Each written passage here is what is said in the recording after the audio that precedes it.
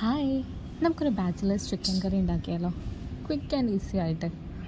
ഞാൻ മുകളിൽ കൊടുത്തിട്ടുള്ള എല്ലാ പൊടികളും ചേർത്തിട്ടാട്ടോ ഈ ഒരു ചിക്കൻ മാരിനേറ്റ് ചെയ്യാൻ പോകുന്ന. ചിക്കൻ മാരിനേറ്റ് ഒന്നും ചെയ്യാൻ പോകുന്നില്ല. മെയിനായിട്ടും ചെയ്യാൻ പോകുന്നത്, ഞാൻ ഉള്ളിയും തക്കാളിയും അരിയുന്ന വരെ എത്ര സമയമാണോ അത് ചിക്കനിലൊന്ന് തേച്ച് വെക്കാൻ പറ്റുകയെന്ന് വെച്ചാൽ അത്ര നേരം തേച്ച് വയ്ക്കുന്നുണ്ട്. ഒരു ചെറിയൊരു കടായിൽ ഈ ഒരു ചിക്കൻ നമ്മൾ തേച്ച് വെച്ചിട്ടുള്ളത് നമുക്കൊന്ന് ചെറുതായിട്ടൊന്ന് വറുത്തെടുക്കാം. ഞാൻ ജസ്റ്റ് ഒരു ഷാലോ ഫ്രൈ ചെയ്തെടുക്കുന്നേ ഉള്ളൂ.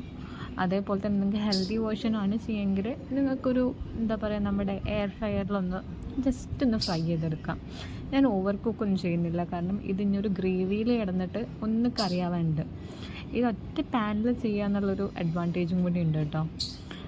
സോ ചിക്കൻ വറുത്ത് കഴിഞ്ഞു, അതിലേക്ക് നമ്മൾ കുറച്ച് ജീരകം ഇട്ടു, അതിനുശേഷം നമ്മൾ കുറച്ച് ഉള്ളി ഇട്ടു.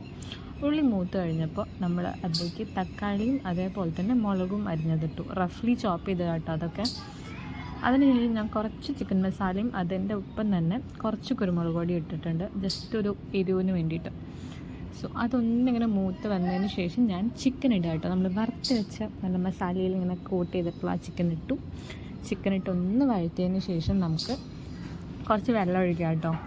ഒന്നെങ്കിൽ നമുക്ക് ഇതേപോലെ തന്നെ ഒന്ന് അടച്ചു വെച്ചിട്ട് ആ ചിക്കൻ ഒന്നും കൂടി കുക്ക് ചെയ്തെടുക്കാം, അല്ലെങ്കിൽ നമുക്ക് കുറച്ചും കൂടി ഗ്രേവി കൺസിസ്റ്റൻസിയാണ് വേണ്ടതെങ്കിൽ നമുക്ക് ഇതിലേക്ക് കുറച്ച് വെള്ളം ഒഴിച്ചിട്ട് നമുക്ക് കുറച്ച് ഗ്രേവി നമുക്ക് നെയ്ച്ചോറിനൊക്കെ പറ്റിയൊരു കൺസിസ്റ്റൻസി ആക്കാം. എന്നിട്ടതാ അവസാനം കുറച്ച് മല്ലിയിലയും കൂടി തൂകിയിട്ടാൽ നമ്മുടെ ബാച്ചിലേഴ്സ് ചിക്കൻ കറി തയ്യാർ. സോ എന്നാണെങ്കിലും ട്രൈ ചെയ്ത് നോക്കുക കേട്ടോ. ട്രൈ ചെയ്തിട്ട് അഭിപ്രായം പറയണേ. ബൈ.